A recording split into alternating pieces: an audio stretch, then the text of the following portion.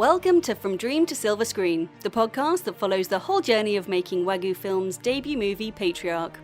The team are going to take you through acquiring funding, pre-production, filming, editing, visual effects, and even selling the film, all while providing hours of advice for filmmakers, actors, and crew, with hopefully a few laughs along the way.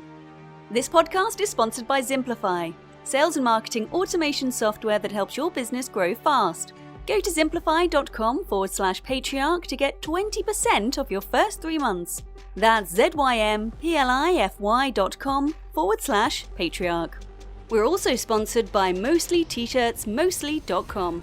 Fun and random t-shirts and hoodies for real film fans. See if you can get the references.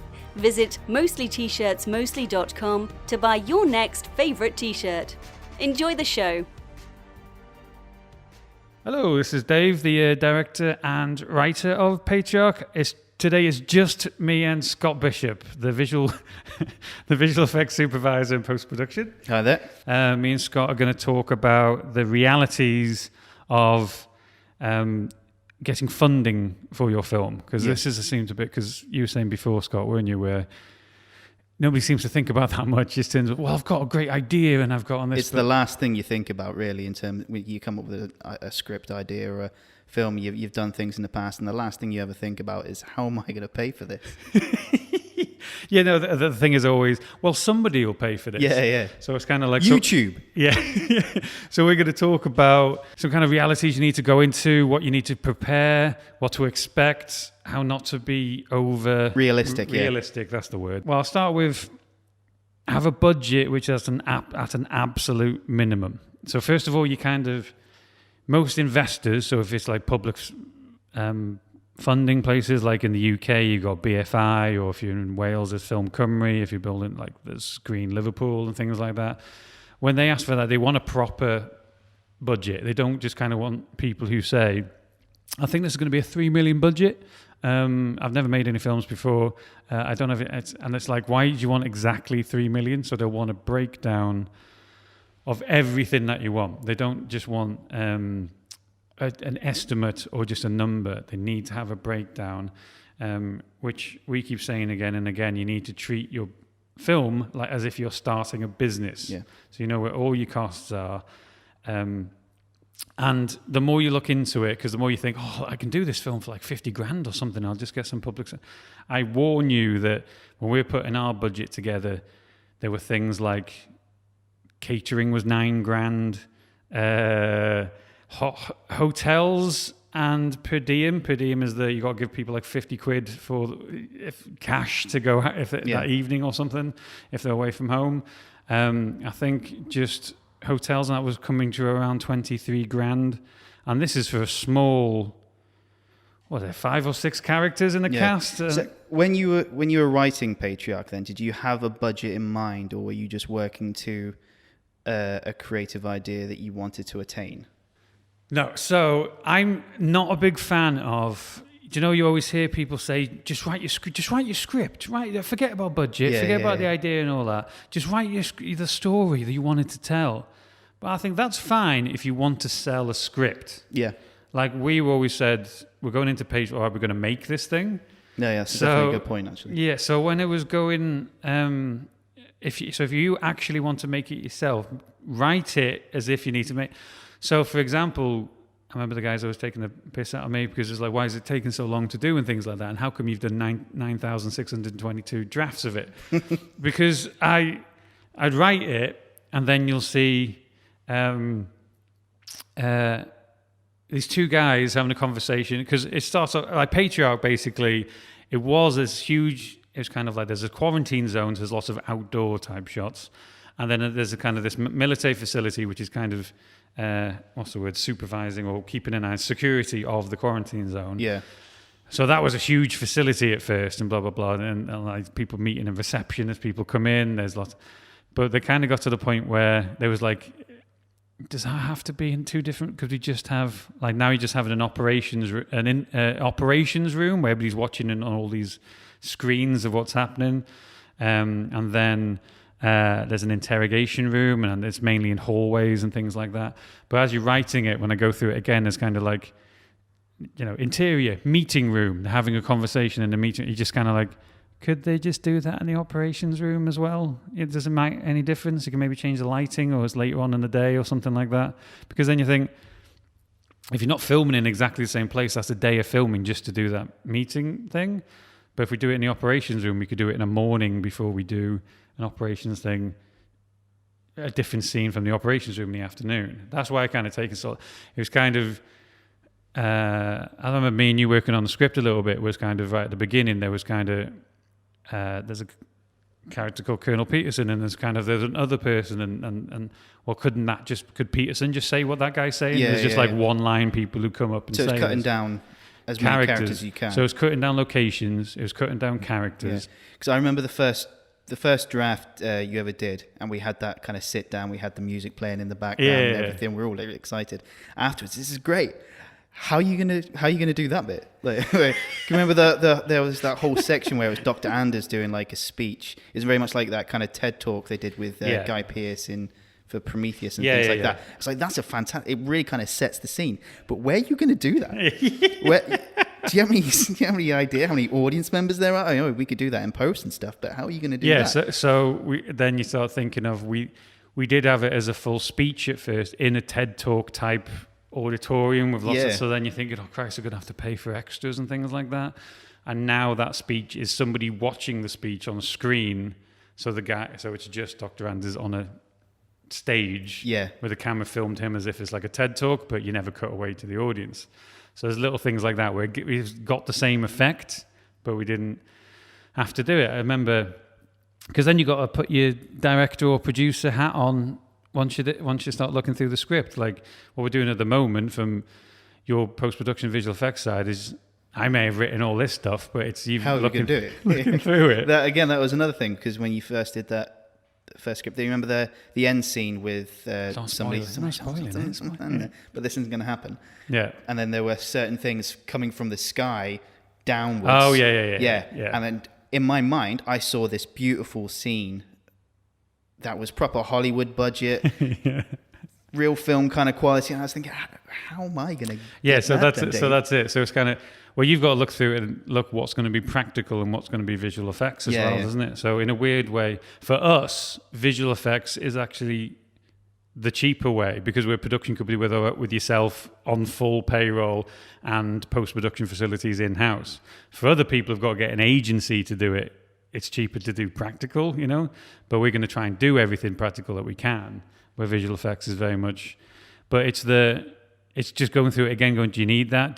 Does it affect the story at all? Or are we just going, yeah, that'll be cool. Yeah. Do you know what I mean? And that's what a lot of people don't do when they're writing a script. They're too busy. You are getting your idea and your story. But at the end of the day, do you want to make it or not? Do you remember when, do you remember when we had a character of this Colonel Peterson guy, and you were saying, like, when I'm reading this actually feels like he changes character too much halfway through. Yeah. So you were saying, right, he needs to have another character who's a bit kind of meaner and should take all of those ones where he's got angry and say they should have this other character, which we wrote and called, what's his name, Major Lynch. And I just remember you saying, I was like, Scott, that's going to cost us a few grand. Do you know what I mean? Because you were completely right, because you needed like a tougher person, because if you've got like basically Peterson's under stress the whole time, isn't he? And as things start to go wrong, he's under a load of pressure and things, and needed this other guy to be the kind of trying to like overly aggressive and things like that to the main character. Which you're completely right, definitely needed that person, but that was I'd already put my producer hat on by the time that we got to that. It's kind of like, hey, that's going to be that's about $5. You're talking thousands of pounds just for this extra 10 lines you freaking want in there. But it was right. But that is where that's money well spent, because that's actually helps the story. There's a point to it. It's not just, that would be interesting. It actually stops people going, this Peterson's not exactly a well fleshed out character, or why does he keep explaining things? We did need another person to do it. Yeah. So, but we did that afterwards rather than writing it. I think that's a good point to make.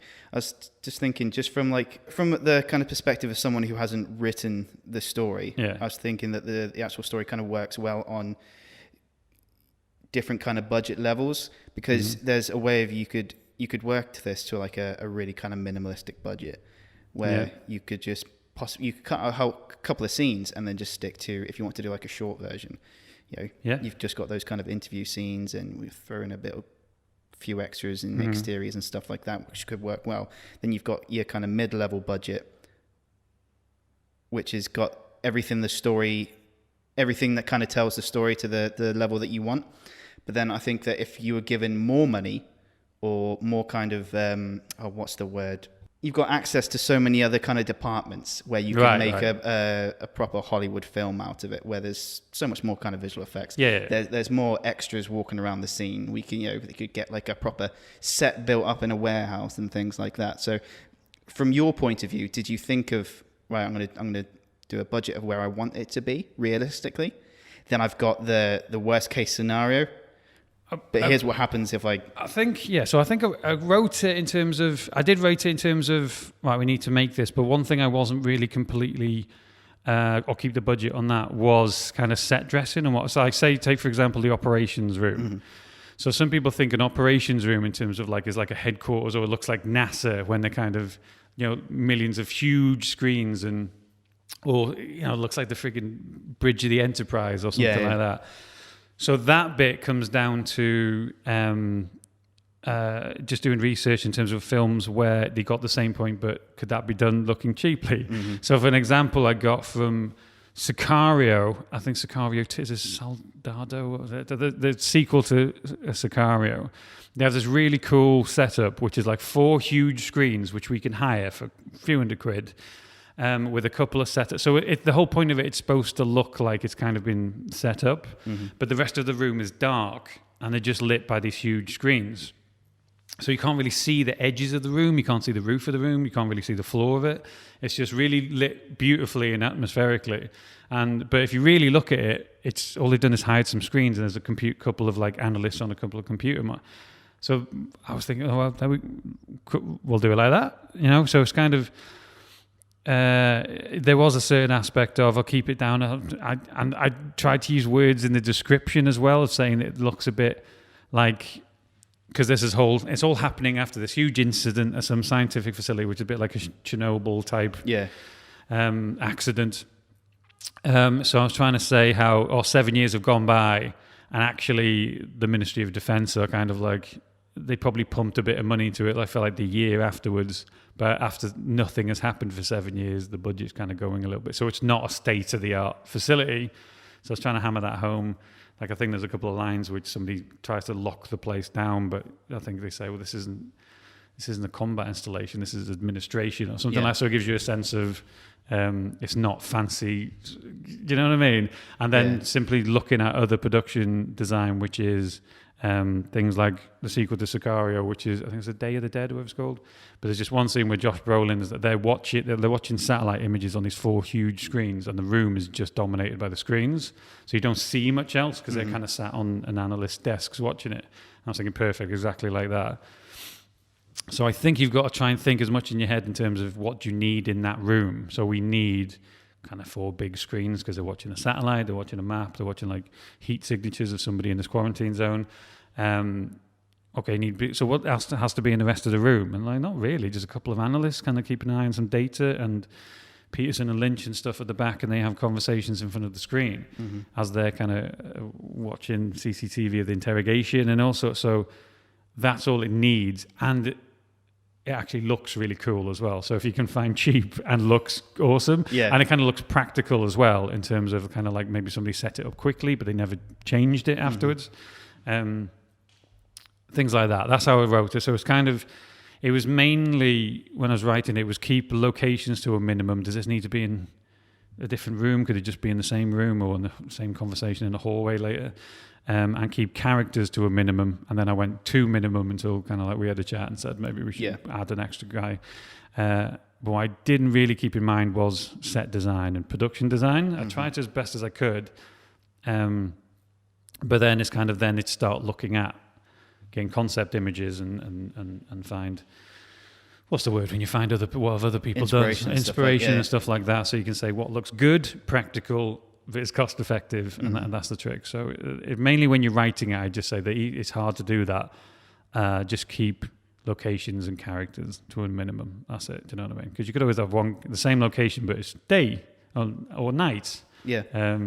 Shoot from a different angle. Exactly. So that's the best way of doing it. But it's kind of like that's the first point is when you're writing it, make sure that you actually.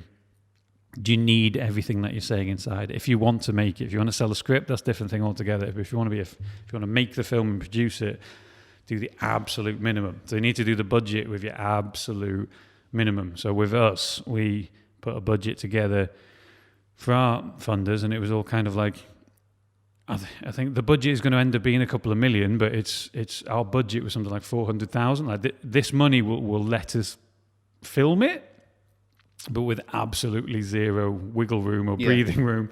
So how we've done it is we got that real minimum with private investment, and then we start getting more, haven't we, with like public investment and things like that until you start building a building. And as investors come in, they know other investors, so they start doing it.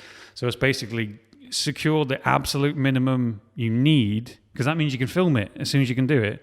And then try and keep adding, because it's expected. The more money you can do, the better for breathing. Because even things like we put a budget together, but we've included things as best we can in the set decoration. But there's bound to be a couple of friggin' £100 here, £100 there, definitely. Rather than the big expenses. It's the ones where the £100 here, £100 there. They're the ones that add up, and you'll be surprised when you think of. But I think the point was, you just got to put a professional budget together. You want to use something called Movie Magic, I think is a kind of like the industry standard where a lot of investors or public investors actually say, no, we're not going to take your budget unless it's produced on that software. Yeah. And we were looking at the software, and the software is like £1,000 or more, $2,000 or something. And so for most people, we were like, how are they supposed to do that? And we did phone them and talk to them and say, like, look, are we going to have to spend $2,000 on a freaking software just to apply? And they were kind of like, no, we need to, there's bits you can do and there's everything like that. And we kind of met in the middle and bought one called Guerrilla Budgeting, which is about £500. Mm-hmm. Well, no, a few £100. But still it's too expensive for some filmmakers. I think what they don't want is just Excel spreadsheets. But I think if that's all you've got, at least you can, don't let me put you off. It's at the end of the day, if you can go to them with spreadsheets with an accurate breakdown of, they call it 3 different sizes. You have the top sheet, which is kind of like all the like departments that and how much. So like casting is going to cost this so much, post production is going to cost this. So you're not getting into the gritty, and that's how most people will look at it. Then you have a sheet below it, which is kind of going into more detail, and then a sheet below that, which is every single expense you've got. If you can put those into 3 Excel spreadsheets, you should be fine. At least they'll nudge you in the right direction. If from private investors, they'll be fine with that. I've only found with public, like the BFI and things like that, they're like, ideally we'd like it in Movie Magic, if you don't mind. Yeah. I think there's a little tactic in there of kind of like, prove you're serious if you can afford the software, which is harsh on like smaller projects, but sorry. Or some sort of affiliate scheme going on. Maybe, you never know. Yeah, because they do only say that software. They don't go, well, to be fair, I think they say an industry standard or industry leading, like Movie Magic. But I think if you're starting off, does the software kind of help you build up that kind of budget? So it doesn't there will be bits and pieces that you haven't thought about in terms of like doing the top sheet and I things think they like have templates and stuff in it, but we didn't use them when me and Keith were doing it. And it's the thing is you do a budget and you're like, it's not so bad. And then you remember, there's hotels, and then catering. Insurance, how much for that? Christ, insurance is how much? Legal, you have to pay for a proper film. You've got to pay a solicitor for all the actors are going to have agreements and contracts. Your other investors are going to have a contract. All your crew are going to have contracts. Your distribution company or sales agent, you have to do it. So you have to put a fair few, I'd say at least $5,000 in there just for covering contracts and things like that. You could save some money, which we've done a little bit as well. Save some money find a template of a contract for like an actor, say, and then just pay a solicitor to double check what you've done is legally binding. Do you get what I mean? Yeah. Because if you go to a solicitor to write a contract from scratch, word from word, that's going to cost you a few grand. But if you write it, get a template, write it as best you can, and then they might just charge you for a couple of hours. So it might be a few £100 rather than actually thousands, you know what I mean? But it's all this, because we, just from us being production background, it's just like, right, we've got the cameras, we've got the actors, we've got the post-production, and then you start thinking, insurance, you know what I mean? Then you've got getting permission for locations and things. Permission, like that. yeah. So that was actually part of the writing of the script as well, in terms of, I was trying to think of locations which wouldn't cost us loads as well. So as ones with hallways and blah, blah, blah, blah, blah. If you try, heads up, if you ever got any scenes with hallways with no windows in them, that is really hard to find without having to spend thousands of pounds per day to rent the place. Because usually you can get to, we wanted long corridors with 0 windows, and it's hard to find. It's like, unless it's somewhere like, you can use it for a couple of £1,000, £200 a day. But if you want something for a couple £100 or it's really hard, because we wanted to turn the lights off and it went dark in a hall, where most hallways, if you notice, have got a window in it. And they're normally like official buildings, aren't they? So like hospitals and things like that. Universities.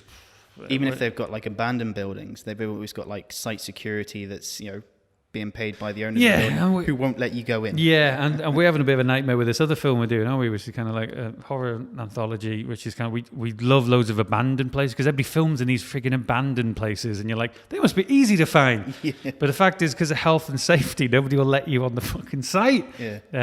So never, because they'll be like, it's not even a matter of price, it's just the fact that nobody will let you on there, because health and safety in this day and age is so strict. But heads up, if you've got a good place which is abandoned, that's cool. But anyway, so sorry, that was my first point of pretty much, if you need to have in budget an absolute minimum, and then put a budget in a professional budgeting software like Guerrilla Budgeting is what we use, Movie Magic, or if you only got Excel to do spreadsheets of it, make sure you do kind of a top level of like a summary of your budget, another one which is kind of like the ins and outs, and you should be all right. I don't think they'll turn you away, but I think you'll get the old, sometimes they want to take you seriously. We're not saying download it from anywhere for free. We're not saying that. We honestly don't. Yeah, don't Google it. But that doesn't mean you can't, if you know what I'm saying. Right, so, my next point really was, so you can either try and cast it, have an actor already set up, because that makes life a lot easier, because they don't ask who's going to do it, who's going to direct it, who's going to film it, who's going to be your art director. It's who's going to be in it. So obviously it's tricky to get hold of actors through their agents, especially if you're not known. You might have the best script in the world, but they won't actually go through to them. But what we found is, put some money together. One of your first things if you're rounding up some money yourself, find a good casting director, because then they can put cast in place before you actually get funding. Because what they do is they get things called letters of intent, is it? An actor basically comes back and says, I'll do it. Yeah. If you get budget for this, I will do it. But agents will often only talk to a casting director. So if you call up going, I'm a producer on the film, and you've never heard of me, they'll be like, all right, mate, we're unavailable at that time. We've had that before where we've tried it. Let's try not using the cast. And then I had one agent go, when's the film? I was like, January. Yeah, it's not available. And I was like, okay, well, for the right person, we could move the shoot for a month or something. Yeah, he's unavailable in February as well. Do you know that kind of, when is he available? He's unavailable at that time. So it's money towards a casting director is money well spent. So for example, I know people who the casting director didn't do much, but they knew a well-known actor. So when it came to them actually turning around and just agreeing to do a script got straight into their hands. The hardest thing is just getting a script into the hand of an actor. So the only way you can do that is with a casting director. Even if the casting director isn't well known, if somebody just calls an agency going, hi, I'm a casting director for a new film. Yeah. We've got this rollover. We're interested in such and such. Are they available? And I would say a mistake is to go all in with what you want. So are they available this month? We're willing to pay this month, but it's just ask them, we're interested, are they available at that time? And it just saves you a lot of faffing. So when they come back, they'll either just say, no, they're not available, which usually means that they're not interested in any of the projects, never mind yours. And if they come back going, yes, they're available in January, send us the script. And then the agent will probably glance at the script, and then they'll say, oh no, she said no. I don't know. But sorry. Just in terms of getting a casting director, that's adding another kind of level of knowledge into your production as well. Yeah. So there can, like our casting director has done, she's helped out in terms of the script ideas of. Yes, she did. She was thinking about, well, does it have to be male? Does it have to be female? Yeah. The lead character originally was male, and she just went, no, it'd be so much more interesting if this was a woman. It's just because it could come across as a just a run-of-the-mill, because it's not an action film, but she starts off slow and towards the end it kind of builds up in terms of getting stuff done. But if it's a woman and she's more like Ripley, like you want an Ellen Ripley, wouldn't that be more interesting than just another bloke? I'm like, yeah, it would be actually. And she actually, and little things as well, she was saying, you realise actors have got to say all this stuff, because mine is pages and pages of monologues, and it's all, because it's minimum locations, it's all dialogue. Yeah. So she's so it did make me have a little look to see what could be chopped out, in all honesty. And there's also that kind of element of, if you've got like kind of specific actor you have in mind, mm-hmm. where she kind of helped out with, they're not going to do 10 days with you. You won't be able to afford their kind of price. But if you gave them that specific role that's only got like a day shoot, they're more than likely be able to. We all see actors pop up in weird short films that are how the hell did they get her or him, or because actors want to act, but at the end of the day, it's still hard to get. You probably think half the time somebody knows somebody in that situation, because how the hell did they get it through to an actor? But sometimes actors do tell their agent, look, if there's a good project which is 1 or 2 days, I'll consider it. In between the big payday jobs, if there's a little faffy thing, like occasionally you see a big actor in like a little music video and stuff like that. So it happens. It's not the end of the world, but it's how you approach them. Mm-hmm. So when you kind of say, so your casting director's helped you with your script a little bit, it tells you, they'll give you some reality checks. Yeah, definitely. Yeah. In terms of like, no, she's out of your a lot of a term our casting director led to us was because we're still in the middle of casting, so we'll announce some hopefully in the next month or so. But you obviously put a bit of a wish list together, and her term was, you've lost him to America, you've lost her to America, because we're paying well, but not well. You know what I mean? It's a good way of putting it. Yeah. So in terms of things like we need British actors, but there's pointless going to British actors who live in LA or New York, because we're going to have to pay for their transport, plane over here, and then play their probably first class. You're going to have to do, and you kind of think that's kind of how much we were going to pay. So it's got to the point where we found the actors that are kind of well known in America, or at least you've seen them in things that American audiences would have seen them. But they still live in London or something like that. Yeah. A real good tip actually is find actors who have say London, or even if you're listening to America, actors who are well known but they don't live in New York or LA or London. Like there's an example of a woman that we're talking to. She used to live in London, so her mortgage was ridiculous. So, and then so she went, and now I think she moved to somewhere just outside Manchester. Yeah. Because that's where she's originally from. And but her mortgage is half the price. So she can do those little theatre jobs she always wanted to do, but she always had to turn down because she needed the payday. Yeah. So now she can do those little jobs, which means she'll do little films. If it's, as you said yourself, a couple of days here and there. Yeah. Why not do it? And there's that point of, if we're shooting up around the north and around North Wales and things like that, the distance is like far shorter than going down to say London and things like that. Yeah. So then they've got that point of she can do just a day shoot and then go back to her family, put her kids to sleep. Yeah, she could go home. And she can have a life outside of that, not just stuck in a trailer down in London or something. Yeah, that's it. Yeah, so she doesn't have to get any hotels if it's close enough where she could get up early, if she guarantees that I'll get up early. A big thing as well is a lot of people forget about actors is they're always filming away from their family. So like Blade Runner was filmed in Hungary. I was watching some BBC show which was all filmed in Czechoslovakia or Czech Republic now. Sorry, how old am I? Just aged myself. And so they're always away from their families and things like that. So what we're trying to do in our film is not film on weekends. So we can say, look, we're not paying you 10 million quid, but apart from the fact that you're going to be appreciated and treated with respect, which you'll be surprised there's a lot of actors, especially female actors, are not getting that right now. So the fact that they can trust people and feel, plus it's a role that maybe they never done before.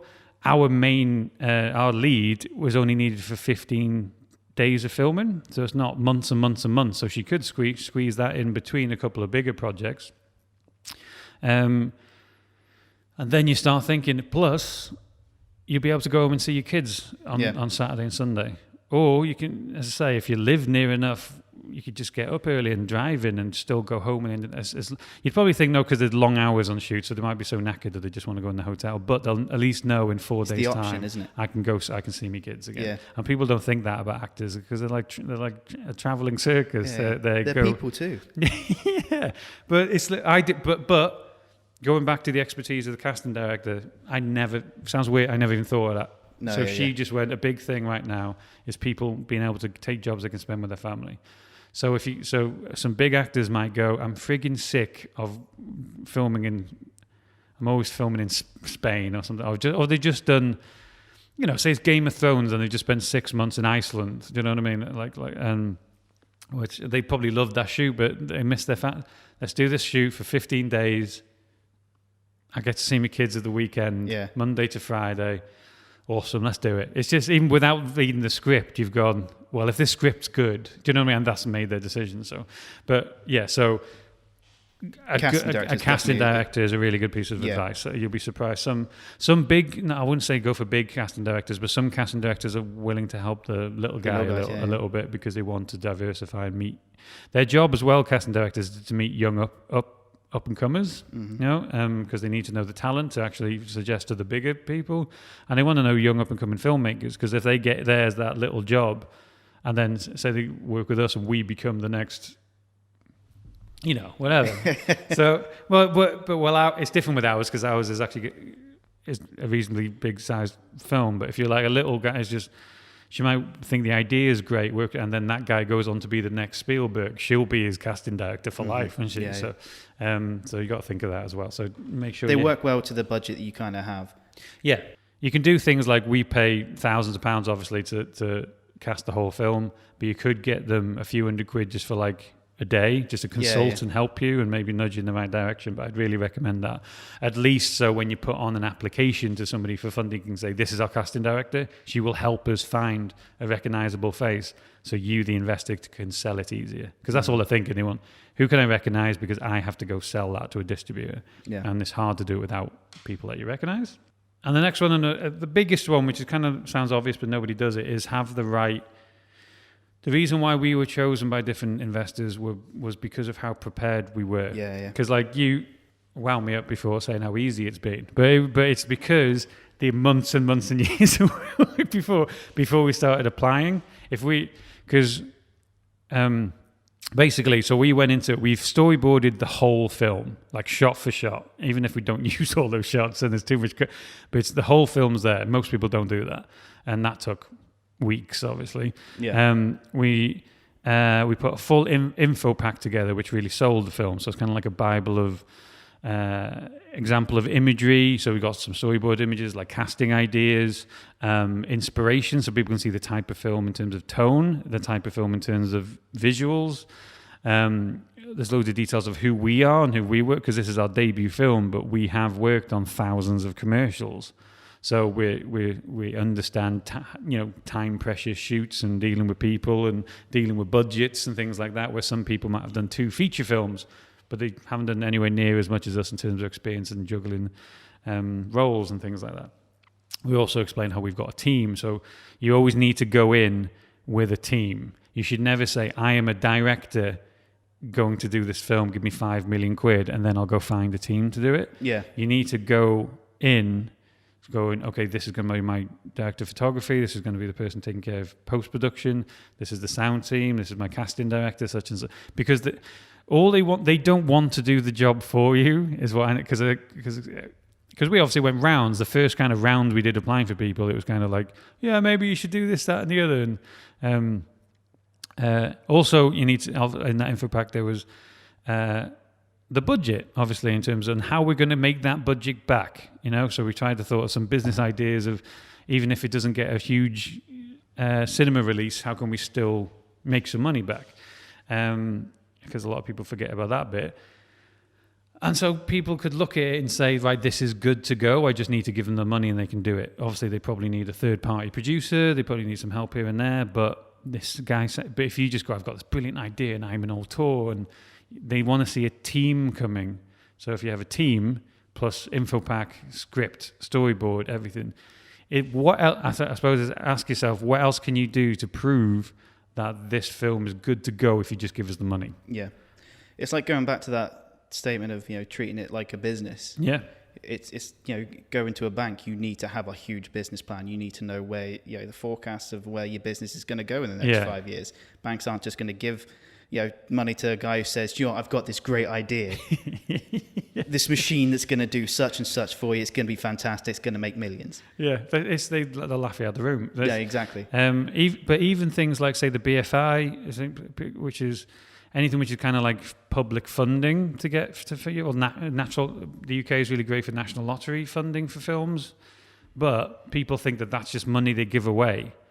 No, they'll ask you, how are you going to make your money back? Because we're going to have some equity in this. So it's not just like they give you money and then the lottery gives them more money to replace it. It's like, no. The lottery gave them a bunch of money in the first place. And since then, the profits of the first... It's a very small equity they ask for, but it's still some equity in your film. If you don't know what equity means, it's just a percentage of the... Google it. The percentage of the money that comes into the business. They're going to want a bit. Some of them wanted just to pay themselves back.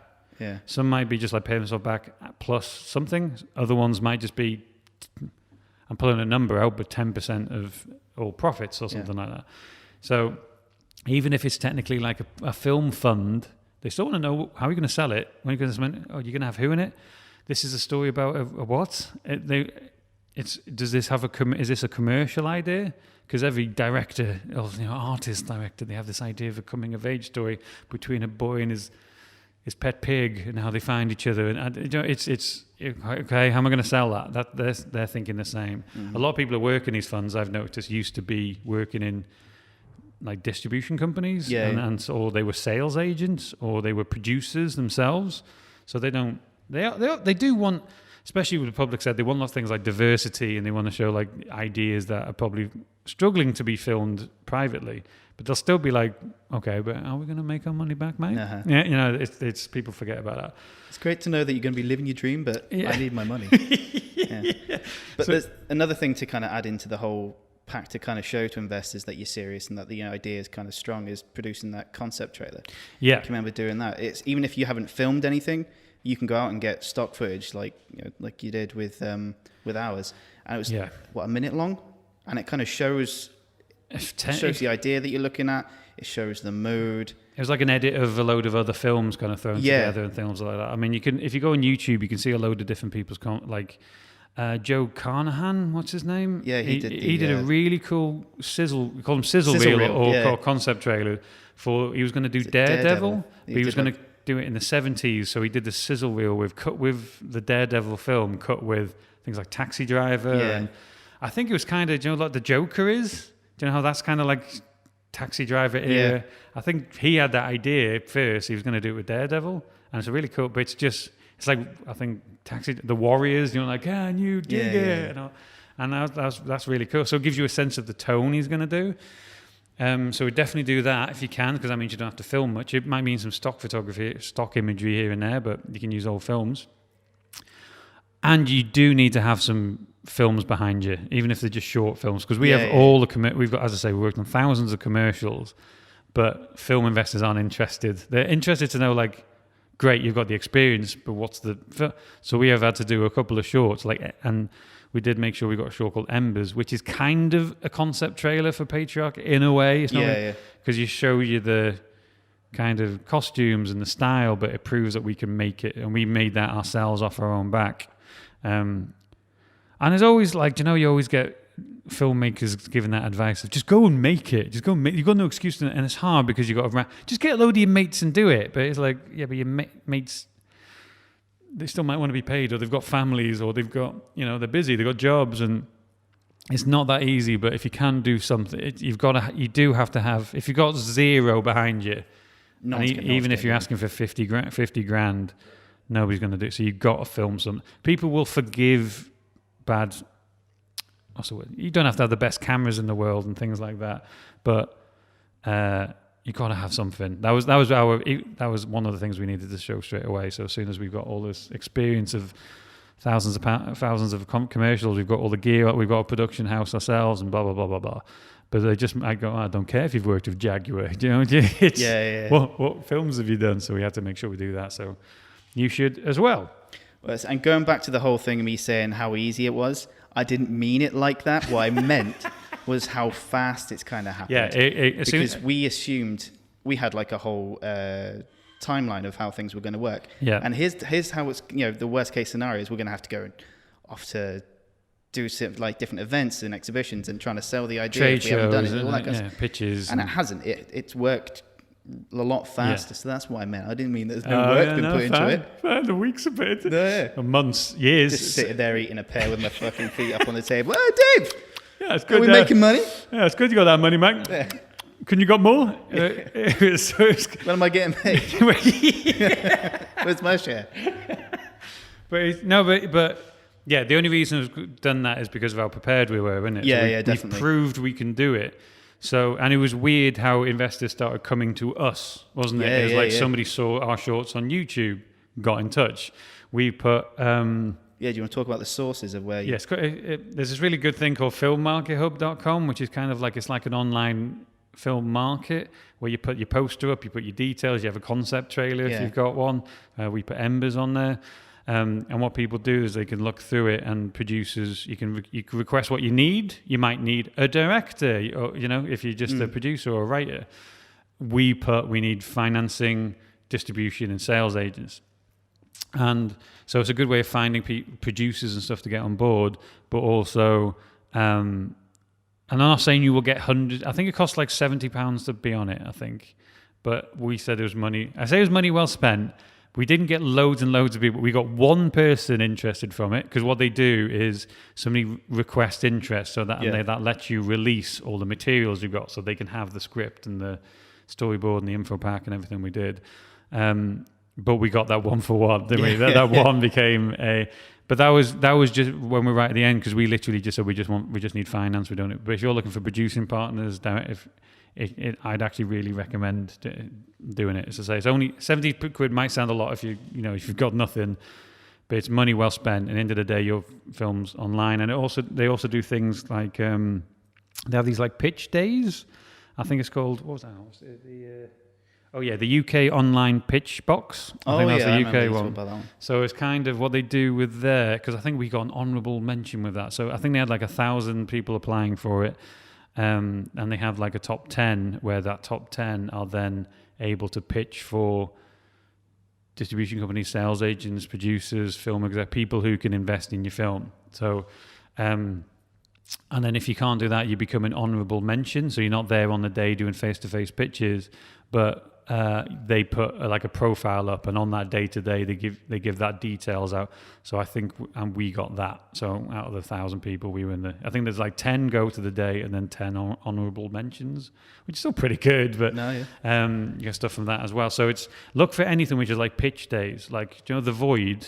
Me and you are big fans of The Void, and they got lots of funding in Canada, where there wasn't anything to do with film companies. It was actually just investors. Do you know when like investors turn up to a day, and then some guy comes out with his new product, some guy comes out with his service, and like a Dragon's Den or a Shark's Tank type thing, they then bid or whatever, and they afterwards.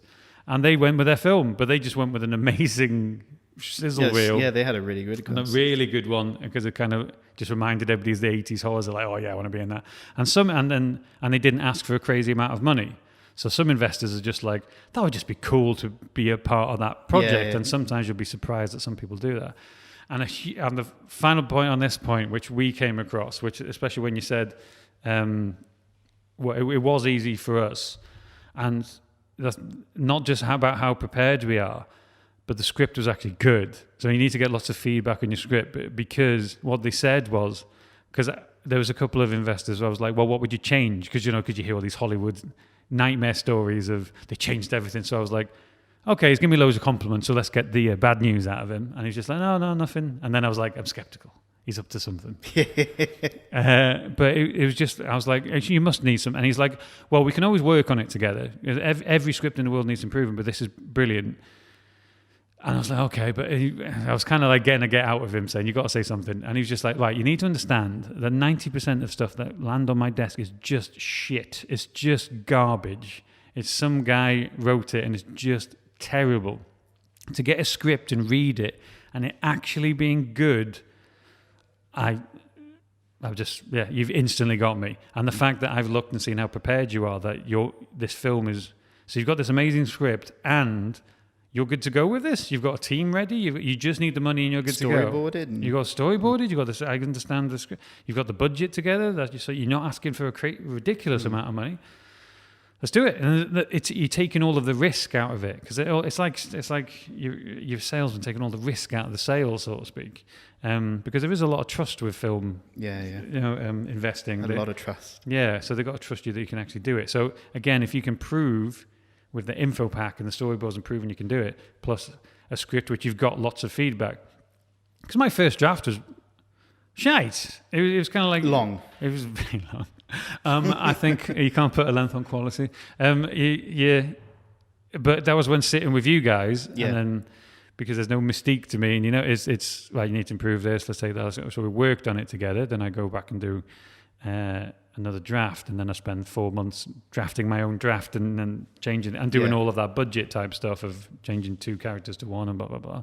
So that script is pretty watertight, and we forget if it's any good, because occasionally things happen where it's like, oh, I've got this new idea for a script, but then you're like, no, stop doing that. Let's make sure we get this friggin', obviously get it done, but don't forget what we've done. It's a really good script that we worked on together. We've got third-party people like a casting director and producers and all that to give us feedback of what to improve, and they were all good points, rather than just us being, artists, this is our script, don't change it. If there's a good point, we agreed with it, we did it. So it's so that's like a quality check. We didn't just come up with a script and do it, but you do need a good script plus the proof with this info pack and all that you can actually do it. Yeah. So is there a place then where, if you want to get like a non-biased critique of your work, is there a place or a website that you could send that script to? Blacklist. I think it's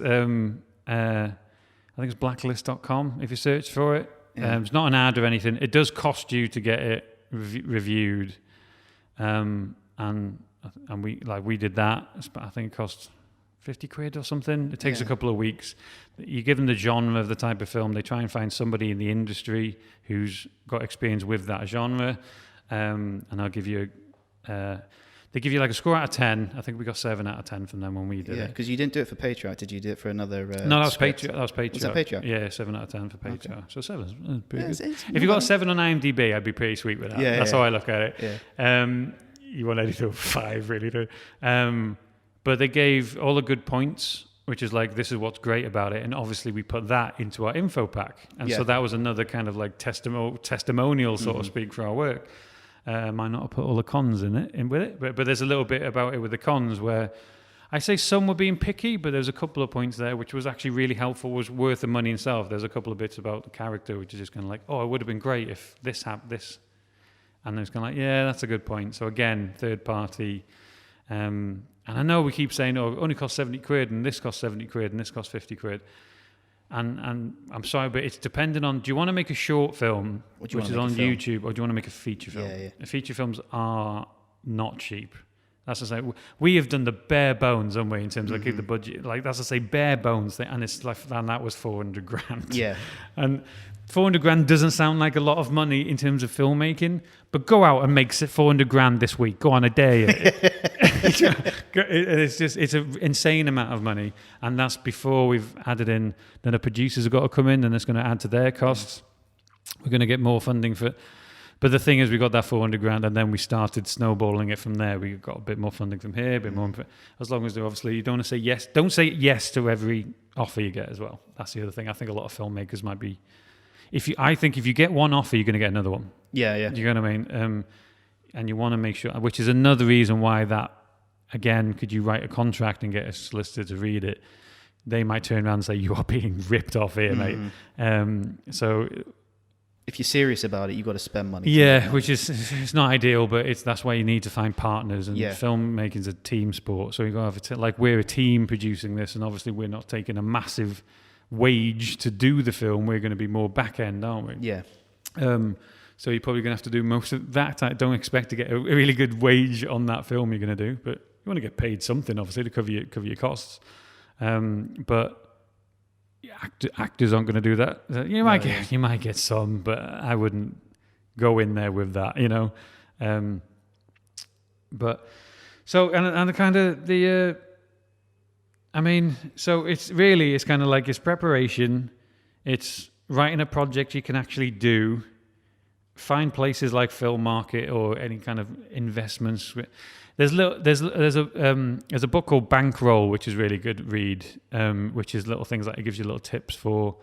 If you just Google Bankroll, I can't remember the name of the writer, but there's things like if you're struggling for the normal kind of investment, like a studio or public funding or a film investor or producer, there's things like they list people who are like always investing but enjoy a bit of risk, and apparently like we haven't done it, but like poker players. Yeah. So you get like a professional poker player, a bit of money to the good ones. Do you know what I mean? They don't have agents and stuff. You could probably just email them or contact them on social media. Well, don't go, hello, give me 100 grand. You got to think of a plan. You can still have a plan. Yeah, become friendly with them first, and they're not going to give you millions. But if you need 10 grand, a professional poker player who's just come out of it, they're all because they would look at it because their mind frame is gambling. And you explain to you give me 10 grand, I might be able to give you 20 grand back in 6 months, 12 months. That's not a bad investment. Let's do it. They might have the cash in their pocket as well. So bankrolls are good, but have a fully professional budget. Use the right software, or if you can afford it. If not, just look at what a professional one looks like. And I'm sure there's things on Google, isn't it? Yeah. YouTube would be stuff. And surround yourself with a good team. Because at the end of the day, we wouldn't do this if it wasn't a team of us. If I was like, I've got this script and I was just out there by myself, I think it would take years, you know what I mean? But even the fact that say if we didn't even have a production company, do you know what I mean? But I've got Scott, who's going to be a producer, but he's also post-production, visual effects expert. We've got this team saying, look, we're going to do it. As soon as you say, I'm going to do this, I'm going to do that, that's when people don't take you seriously. Do you know what I mean? Filmmaking's a team sport. And I've actually done that to my detriment a couple of times where like we're talking with like Film Wales and I'm Welsh and they're kind of like, no, you need to talk about you more because you're Welsh. Your team's frigging English. Make sure you talk about you. I've just got into the habit of, the team. But yeah, so if you're going into any application, you've got to have people around you, and you can't make the amount of people have contacted us on our Instagram and stuff like that going, have you got any advice? I'm trying to make a film by myself. And I'm like, how the freaking hell are you doing that? I can see I think there was one guy who got in touch, bless him, and all power to him because at least he's doing it. The amount of people go, oh, what a pillock, but he's doing it. Where's your film?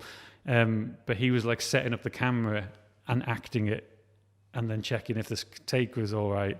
And I was like, fair play for you for doing it. But you can't do that. You can't do that. Just get one other person, do you know what I mean? But I think he was really struggling. But if you're listening, mate, fair play to you. I bet he's probably freaking making 10 million quid films now. He just did it and got there. But yeah, team, just surround yourself with a team. That's the best you can do, really. But yeah, have you got any other points on? No, I think investment and. You could probably go like split into another podcast and doing like distribution. Oh yeah, we'll go into a lot more. Yeah, as soon as we get into dealing with sales agents, that'll be a one by itself in terms of getting it distributed. Pros and cons of going through an investor instead of like crowdfunding and stuff like that.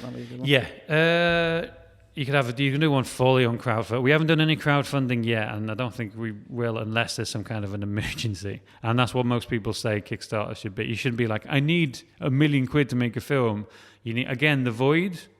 Perfect. They got that last bit of film, and they said we need, say something like, I think they need something like 50 grand just for their practical effects. Yeah. And they showed their show, what's it called? Sizzle reel with showing awesome practical effects. So everybody just went, oh, I love that kind of horror. And I think they made something like 200, 300 grand because it was, but that's how you do Kickstarters, is you ask for like, I heard somebody say your Kickstarter or whatever should be the get us over the finish line, guys. Yeah. Do you get what I mean? It's like, you've been following us all this time. We've just found this composer and we've only got £2 grand left. He says he'll do it for, he's doing his half rates of usually, but that's still £4 grand. We need £2 grand. That's when people will go, yeah, we'll help you. It's when you're at the beginning going, I got this idea. Could you give me £1 million, please? That's people that there's a million of them on Kickstarter and stuff like that. So that's the problem. So it's kind of, if you go in, but we could do a whole one in crowdfunding. Right? And, fingers crossed we won't need it, but you never know. There might be something in terms of we need to go to America and do this, that, and the other, help us. But we're not going to pay for it for us. We're not that. Yeah. We try to do. That's what advertising on this podcast does. Because if anybody, yes, all of our advertising and things like that does actually all go into Patriarch as well. And there is that mostly T-shirts, and if you get any T-shirts for them, all profits of that does go into Patriarch as well, because we set that up. So we thought rather than any funding, that does really help in terms of getting it done quicker, and any help on there we would appreciate it, and give you some little treats for that as well. Cool. And before we wrap it up, we'd like to give you a couple of hidden gem film recommendations. So what's your first one, Scott? What have you got? What's your only one? Well, this is the kind of the last. After this, I'm going to have to really start going back into my catalogue and trying to remember things. But mine is Monkey Bone. Have you seen it? A long time ago.